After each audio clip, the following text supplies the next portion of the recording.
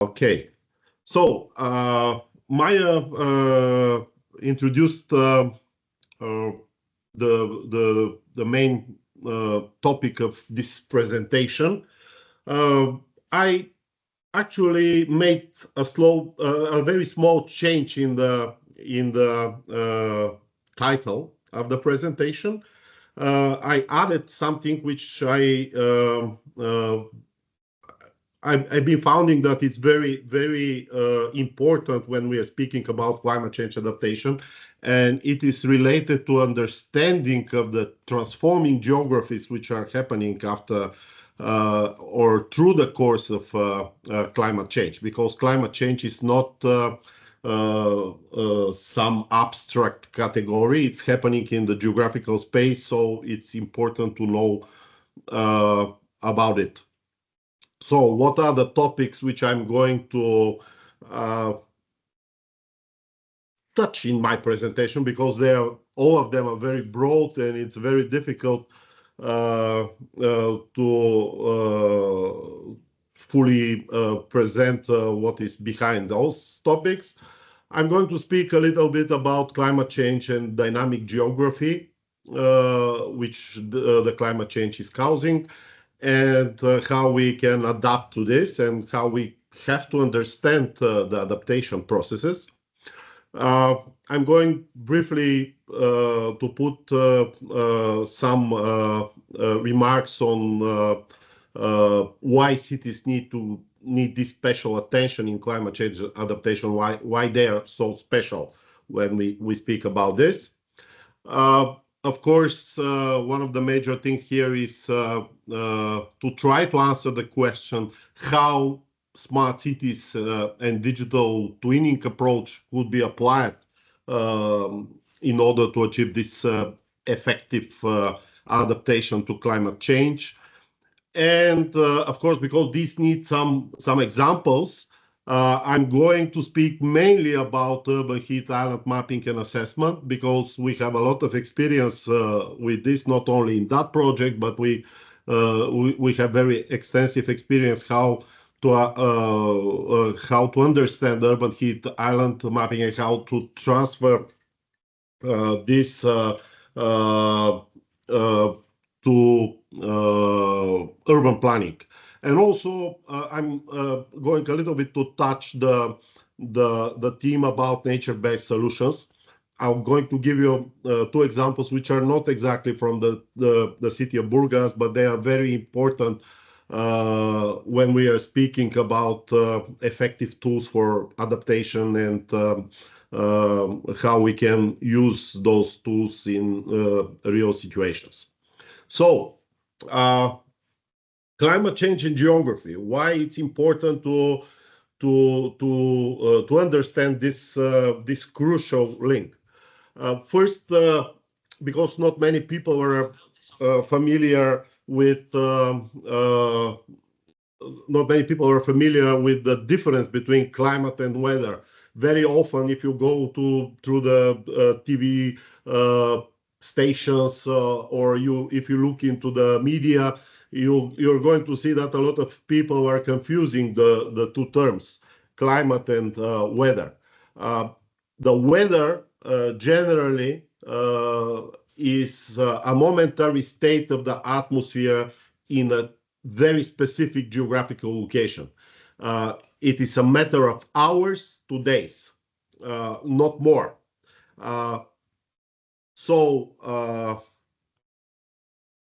In relation to this, climate is a statistical variable.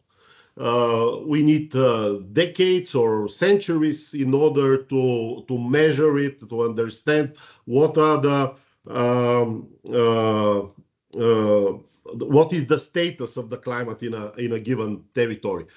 Usually we use 30 years periods minimum in order to understand and measure the climate in a specific region.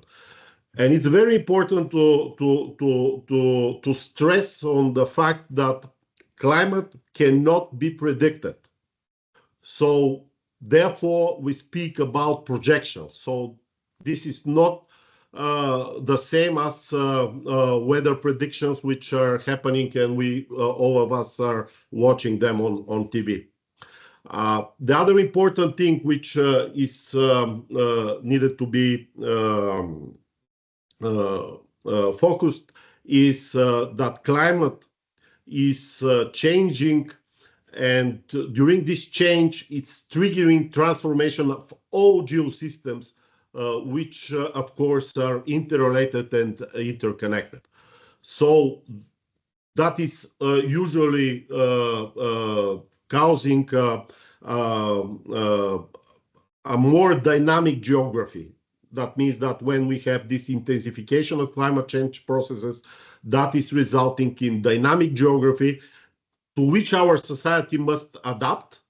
And it is very problematic, especially for urban areas, because they have some specific characteristics which need to be taken into account. So we can conclude that climate change is causing this changing geography.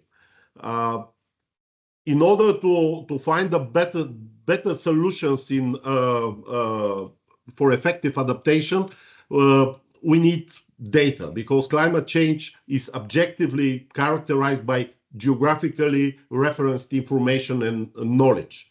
Of course,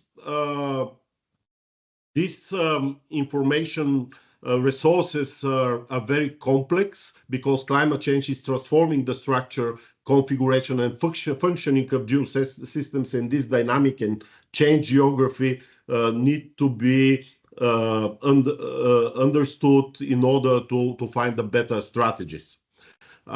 Because geographical environment is the base of our existence, and our effective adaptation to its changing is crucial for our social development. But first thing which we need is the right geodata and georeferenced information, which is needed in the course of the decision support processes. And this is not a simple task, because today, probably for first time in the history of global policy making framework, we are making this framework based on future modeling exercises instead of evidence, data, and information from the past experiences. This is very important, and probably this is one of the problems when we are trying to explain the climate change and the need for adaptation to the general public. And I think that if we think in that way, we can simply make this process of understanding of the general public about climate change better. So we are very dependent from geography.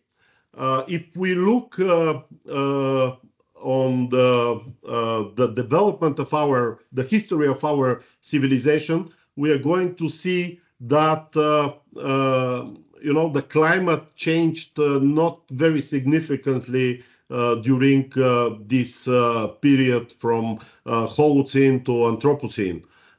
So it's plus minus 1.2 degrees Celsius. And of course, it's easy to see that we are heading more or less to average temperatures which are greater with more than 2.5 to 2.6 degrees Celsius. That means that it's compared to this corridor of life, our existence and our way of life is threatened by everything related to climate change. So another interesting graphics here. This is the annual global mean temperature anomalies between 1850 and 19. you can see that compared to them, today we're about plus 1.4 4 or 5 degrees greater. And the problem is that these processes of warming are even accelerating. Between 1980 and year 2010, we can see that we have average growth by 0.18 degrees per decade, and now we are more or less 0.26 degrees Celsius. So it's easy to see that we don't have this very bright future.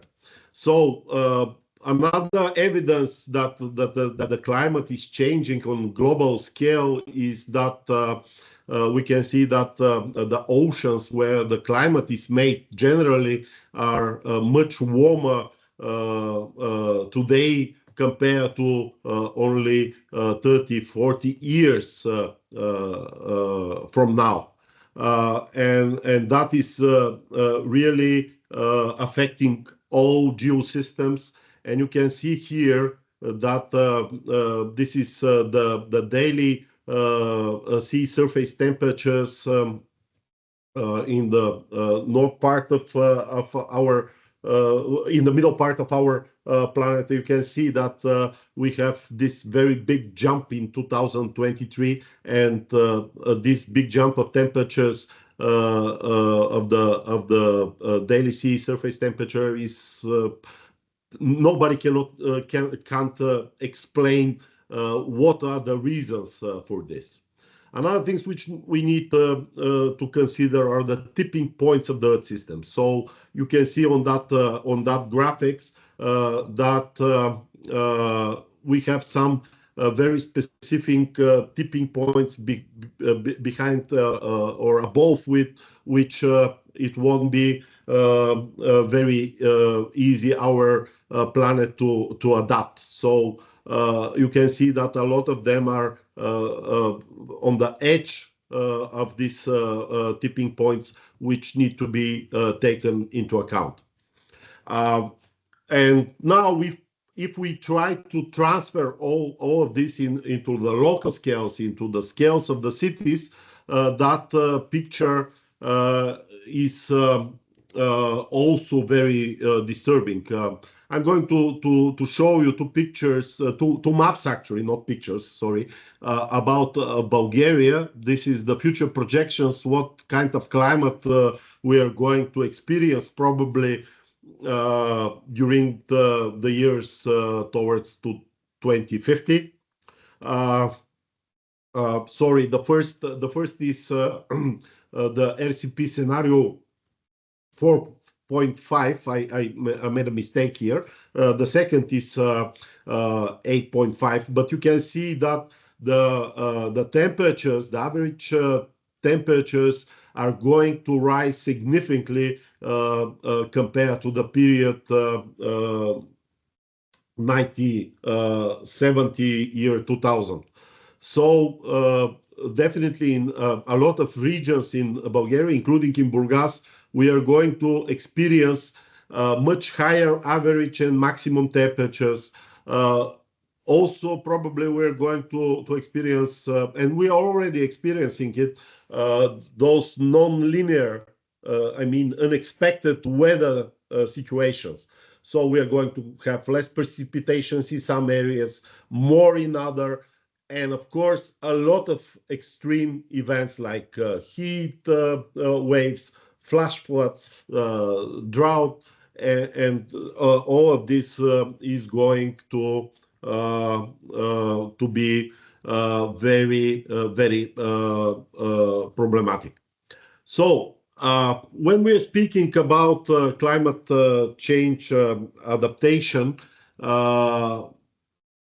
we have to consider some geographical principles which in some cases we are calling them geographical laws, which need to be considered in speaking about climate change impacts on cities and their geography and the transformation of this geography. The first law of geography is saying that everything is related to everything else, but the closer things are more related than the distant one. That means that everything in one region is related to each other, or at least autocorrelated.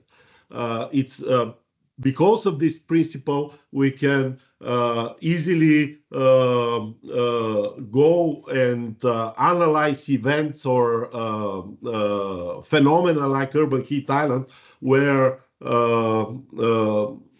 the structure of the cities is affecting the local climate in very specific way. The second law of geography, when we are changing our location in the geographical space, the laws of physics are still in force, but everything else is changing. Elevation, people, vegetation, combination of geographical factors. That means that when we are seeking to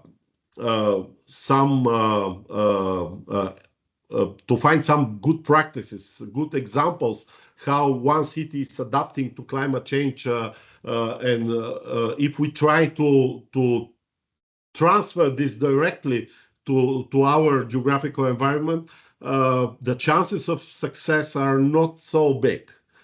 So we have to bear in mind that the different combinations of geosystems in every specific part of the Earth's surface always need to be taken into account when we are trying to adapt. And this is extremely important when we are speaking about a climate change in urban areas, because climate change there needs really special attention, because those type of territories are specific geospatial formations. They host the major habitat geosystems of our society and our population, the human population. They are a result of systematic transformation. That means that is not a one-time effort. This is a systematic transformation of natural geosystems in structure of hybrid nature, when we have a mixture between artificial surfaces, objects with natural one, and of course, in most cases, we have domination of artificial surfaces and objects and systems, which is causing a lot of problems when we are speaking about this very dramatic climate change. And of course, this is changing almost everything, including the response to climate change, because those territories are also multidimensional in nature, and they have a very specific characteristics, which are typically can be described as a high degree of spatial dynamics and heterogeneity, and everything. And this diversity is happening in very small spaces. So we can conclude that when we are seeking for solutions to adapt the cities to climate change, we have to take into account that the traditional Gaussian way of thinking, if I may say like this, based on the search for and use of well-defined average values in cities, in most cases is not valid. So we have to see unique decisions to be applied in every urbanized territory. And here comes the concept about smart cities and digital geospatial twinning, because today it's very difficult to delimit the two concepts. The concept of smart cities is very hot topic now, not only in the scientific and research world, but also in the media, and it enjoys many different descriptions and definitions in literature, being very heavily debated through different scopes, propagated in many different sectors. According to the European Parliament, because I tried to find a universal definition, but it's of course not possible. And according to the European Parliament, a smart city is a city that is seeking to address public issues via information and communication technologies and solutions based on that. And all of this is on the basis of multi-stakeholder municipality-based partnerships. And here comes the major question: is the smart city concept capable to provide us the necessary tools to create adaptive, energy efficient, and sustainable cities?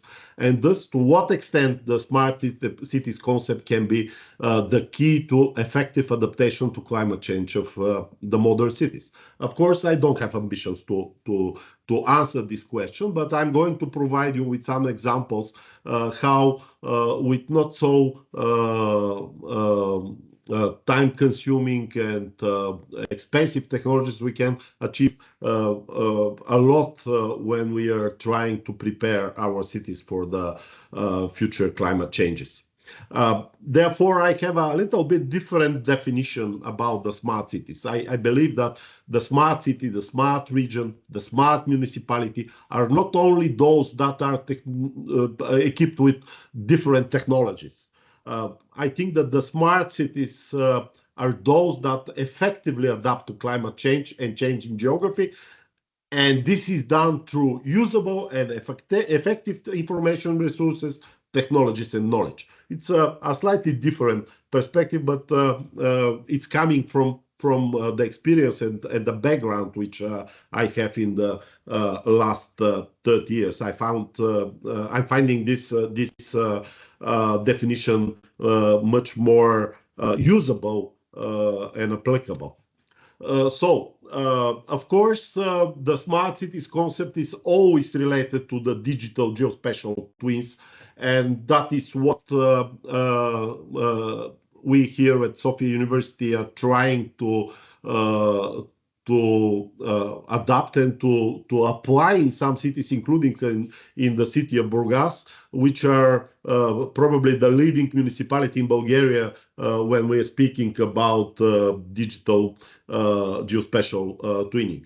So we need this not only because the technologies are allowing us to build more complicated information systems, but also because the digital models, which are simply digital representation, are not enough, especially when we are speaking about this very dynamic geography which is happening because of climate change. So we need more flexible, more of course usable tools, and the digital twins which are giving us the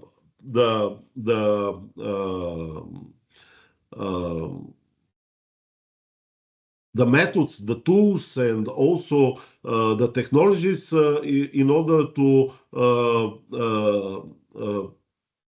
communicate and interrelate with the geographical environment in real time are extremely important. Of course, there is a simple pathway to building digital twins. Usually it's happening when we are defining a concept. That means for what purpose is going to be used this digital twin. After that, we are making this digital spatial model or digital shadow of the urban environment. We are doing a lot of measurements. We are generating data which is open, integrated, and also accessible. We are analyzing the information, and we are taking some actions based on that. Of course, we've been trying to adapt this approaches, digital twinning and smart cities to city in Burgas in some aspect.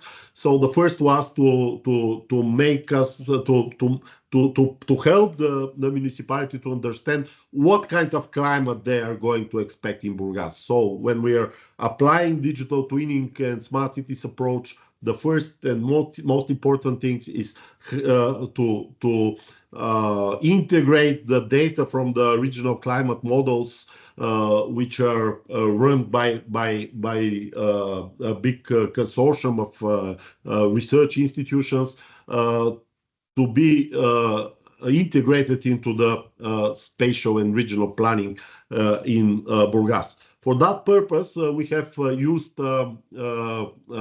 data from simulations from the Aladdin 5.2 regional climate model, which is been developed by Meteo France.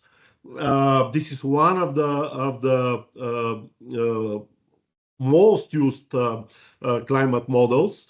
That model is feeding with 6 hours step by using the global climate model CMI 5 P5 CNRM CM5. This is the other name of the global Aladdin model. The spatial domain of the model is between 10 degrees west and 50 degrees east. That is the domain which we've been using, and it's going down to 25 degrees south. In that model, all greenhouse gases or gas classes are included in radiation scheme, and we can say that this is not the best model from results, because it's a little bit more wet compared, for example, with the Cosmo climate model, but it has very good, probably the best spatial resolution. We have simulations made on cells which are 12 to 12 square kilometers, and that is giving us some good data about the expected climate projections in the municipality of Burgas and in the city, of course. So what to expect in Burgas? Generally, the average temperatures are going up. Those are the measured data, not the modeled one. And you can see clearly from that scheme here that since 2007, we have a almost constant rising of the average temperatures in the city of Burgas. And also, this is a graphics of monthly anomalies. You can see that if we look on the temperatures, we can see definitely that we have more positive anomalies. That means higher temperatures which are happening. And the precipitation, the situation here is not very clear. Because we have periods with rain and periods with more drought. But generally, what is the observations are showing us that the distribution of precipitation is over the year is changing, which is causing already a lot of problems. So this is the average temperatures in the different scenarios. You can see that the gray here block is the reference period, which is 1991 till 2020, and you can see that in all other scenarios, starting from RCP 2.6 to RCP 8.5, we are going to experience much higher average temperatures.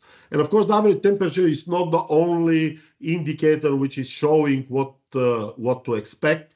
For the city of Burgas, one of the biggest problems in the last years are the heat waves.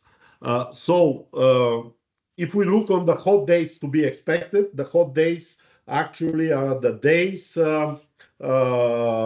the days when we have average temperatures above 30 degrees.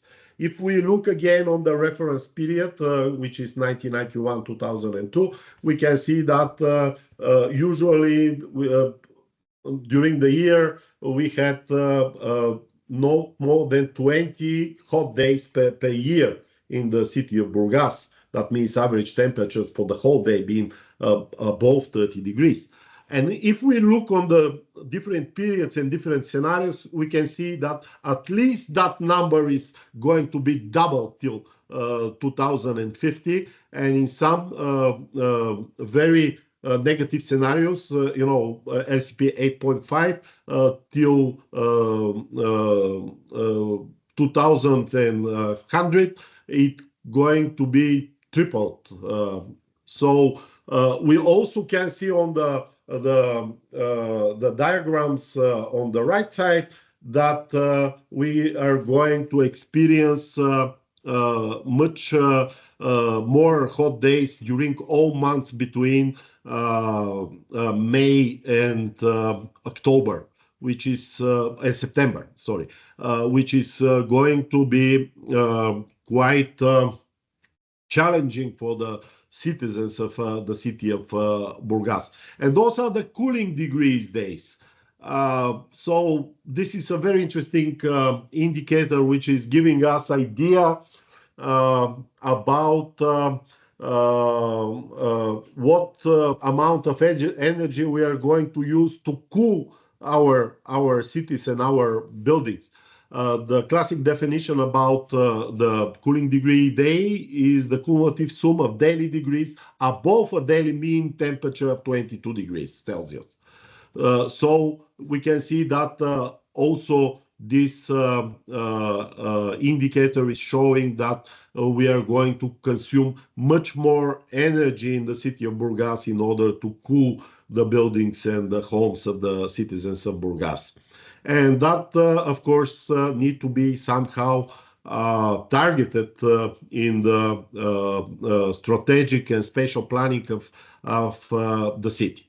So, of course, as I have shown you, probably the biggest problem in the city of Burgas, one of the biggest problems, of course, because flooding is another one which is going to be very often in our future, but because of this picture of more heat waves expected, the urban heat island intensification is going to be probably one of the worst problems in cities like Burgas in that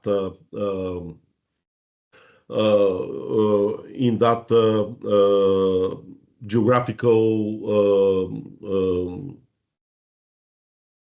regions. The urban heat island is one of the most significant examples of the impact of the cities on the environment. It's characterized by positive temperature differences between the city and its surroundings, which usually reach their maximum few hours after sunset. Usually we are measuring this by giving the difference between the two measurement locations, one representing the urban conditions, that means urbanized territories, and the other which are rural. And of course, the study of urban heat island is not only scientific interest, but it also has very important practical implication for urban planning, especially in the light of deepening climate change. So why to study urban heat island? First, the increased electricity consumption during the heat waves in the cities. For every 1 degree increase in the temperature, the electricity consumption in urbanized areas increases by 1 to 9%. This is a data coming from a US Environmental Protection Agency. They had a lot of data about this. The heat islands increase both total electricity consumption and peak electricity consumption, and the peak consumption usually occurs on hot summer weekday afternoons when offices and homes run air conditioning system, lighting, and appliances. Extreme heat exacerbated by the heat island effect causes increased demand for air conditioning, and it's can cause overload of the electricity supplying systems, and that can affect the process of supplying the electricity to the cities with controlled and uncontrolled power outages. Of course, the urban heat island is very important when we speak about air pollution, because during the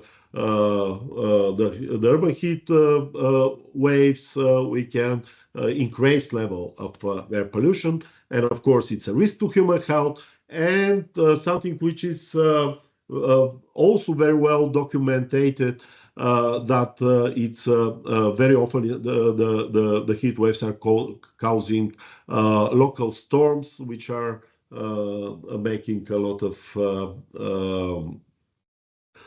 problems to the cities.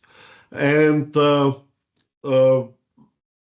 about the methodology which we've been using, this methodology actually is adopted by our team. It's published. You can find it in Remote Sensing Journal, which is very high-ranked journal.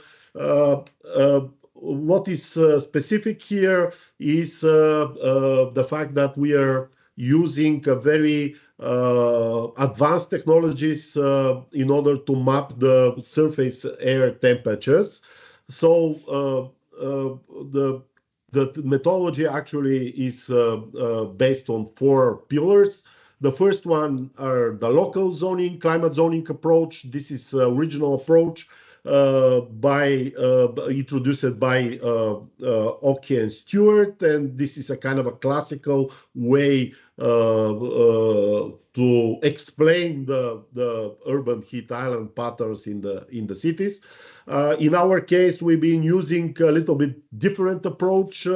We've been using a grid instead of urban units, because the grid is giving us opportunity to make to compare the different units and to find some quantitative correlation between the different land cover types and the temperature load, the thermal load. The second pillar is the thermal photogrammetry. We are using unmanned aerial system with thermal photogrammetric sensor in order to prepare a map of the surface land surface temperatures. The third pillar is the spatial modeling. We are using the GIS-based spatial modeling and interpolation techniques based on spatial autocorrelation in order to map the cities. So because it's very difficult to map the whole city, we are using regressions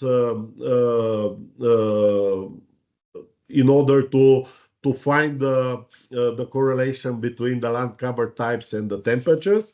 And of course, as a result, we are providing different indicators, catalog, formed like a catalog to the local government, and they can use this in the spatial development plans, and that will make the plans, of course, more suitable for the future climate conditions. And here is the technological part. You can see in order to make mapping of the surface land temperature, we are using a fixed wing unmanned aerial system, which is equipped with very special camera. It's a kind of a hybrid between a thermal camera and photogrammetric camera, and that is giving us very precise model of the land surface temperatures.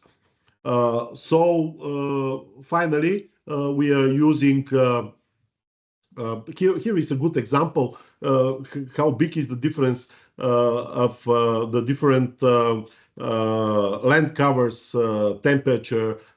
Usually those measurements are made immediately after the sunset, because we want to avoid the direct solar radiation to affect our data. So we are flying 2 hours after sunset usually, and this is it's a 10 o'clock in the evening in a supermarket. This is actually a picture from Sofia. You can see a grass, the temperature, this is August 2020. The temperature of the grass surfaces is about 13.1 degrees Celsius. This is the parking lots. They are made by concrete constructions, but between those constructions we have some grass. So it's 17 degrees Celsius, just few meters from there, and the asphalt, the roads, are 23.6 degrees Celsius. So we have more than 10 degrees difference just a few meters distance. Here are some other examples of the mapping. This is a surface temperature of the city of Burgas. You can see where are the hotspots really, and also you can see on the pictures from on the left side how different could be the temperature just because of the different combinations of land cover. The first example is a parking lot. You can see just if we go close to the tree, because of the shadow of the tree, we have 24.9 degrees Celsius, and the surfaces which are directly exposed to solar radiation are like 5 degrees more higher temperatures, and that is happening around 10 o'clock in the evening. The other is also very interesting example. We have 2 absolutely identical blocks of flats in Burgas, and you can see the roof's temperature. The one, there is a big parking lot in front of the block, and the other is very greeny environment around it. And we have again 5 degrees Celsius difference between the two roofs, and they are absolutely identical, and they are only let's say 70-80 meters to each other. So here are the ordinary least square regression dependency, which we've been deriving from our measurements, and they're helping us to build the spatial model of the whole city, which once delivered to the spatial planners, they can find the best possible decisions how to mitigate the effect of urban heat island and to find the necessary solution. This is the intensity of the urban heat island. That means the difference between the lower and the higher temperatures, and you can see here a good example about what is the difference between the asphalt. This is 38 degrees in this crossroad of 2 big highways in the city, and in the grass is 21.6 degrees Celsius. That means very big difference, only 100 meters distance. Another interesting thing which can be observed is how this green system, the green infrastructure, which we are counting on to fight the urban heat island, is behaving in the time of urban heat waves. We've discovered, because we've been making a constant observation during the heat waves of one and the same parts of the city. So we discovered that the impervious surfaces, the sealed surfaces, the roads, the concrete, they're heating to some degree and they're stopping. But what is happening with the greenery, it's going all the time to increase its temperature. So in that process, the greenery is stopping the process of evapotranspiration, which is actually the major source of cooling provided by the greenery. So that function is stopping to function simply, and that's why we are feeling this very hot and heavy weather conditions in the heat wave. There is a simple solution how to fight with limited evapotranspiration processes. Cities need to provide the necessary water in order to watering the critical green infrastructure in order to fight with the wave conditions. I don't know, is it the same case in Burgas, but in Sofia, the municipality made a totally opposite instructions to the companies which are involved in watering. They made them to pour water on the streets, which is very stupid, obviously, because the cooling effect from this evaporation is just fractions of seconds. And when we put those this water, the same amount of water on the green infrastructure, the effect will be much better.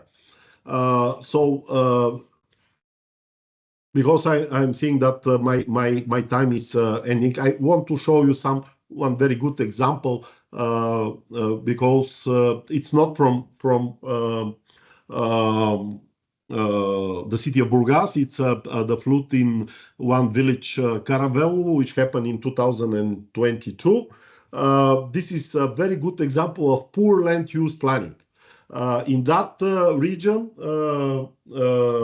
the National Forest Agency for the last 50 years been doing forestation with black pine, and this black pine is forested on erosion-prone soils formed on eroded volcanic rocks. And that combination is not very good when we're speaking about flooding. That flooding happened on, here is a mistake, on 2nd of September 2022. We had a flash flood because of very heavy rain, and water just cleared all this forest. And you can see here how big amounts of wood being transported, some of it very deep into the urbanized area of the village of Caravel. But I just want to show you another interesting thing here. This is the village stadium, which is just in front of the village, and it acted as a nature-based solution. You can see here that it collected during the flooding more than 5,000, almost 5,000 cubic meters of wood debris which been transported by the water. If this would if the stadium didn't exist, all those materials will be into the village, and probably the victims also would be much more than in that situation. So that was my presentation. If there are any questions, I'm going to be happy to answer.